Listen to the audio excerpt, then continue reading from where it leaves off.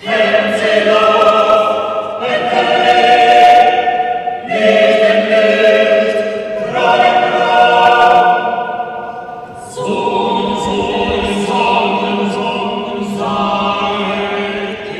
Lannoy, pourquoi avoir choisi de parler aujourd'hui de Jeanne d'Arc et Gilles de Rais? Je crois qu'il y a beaucoup de raisons, mais la raison la plus importante pour moi, ce sont deux instruments, ces personnages, pour parler de l'Église et de la force de l'Église. Guy Cassirs avait déjà fait un triptyque de la pouvoir, et on avait oublié qu'il y a aussi les pouvoirs religieux. Les pouvoirs qui sont d'une théocratie. Et alors, il y a deux personnages, l'un qui est, disons, une fille jeune du peuple, et l'autre est un homme, pas âgé, mais déjà un adulte qui est de l'aristocratie. Et tous les deux vont avoir un procès. Alors, le vrai personnage personnel, pour moi, c'est l'évêque.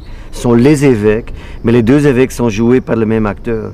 Alors c'est plus clair encore que c'est la structure, l'hiérarchie, la théocratie, l'institution de l'Église, pas qu'on attaque ça, mais on fait une analyse de la pouvoir de cette institution.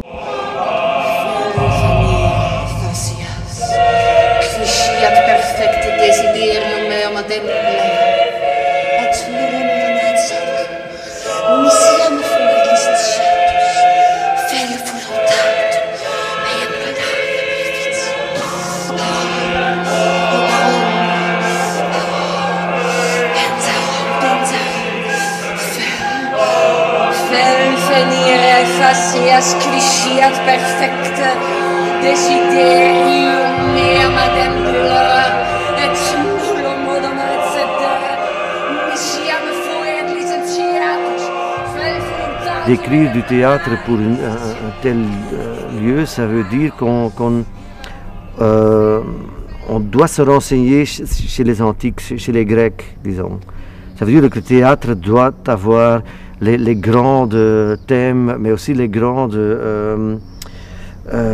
disons, les contradictions, mais aussi ça déchire qu'il y a une volonté que Jeanne a d'être bien et pure d'un côté, mais que la réalité est aussi sanglante comme dans toutes les guerres. Et ça veut dire que les personnages qui sont là doivent en même temps être de chair et sang et réels, et en même temps doivent être presque des personnages mythologiques. Ils doivent être plus qu'une anecdote.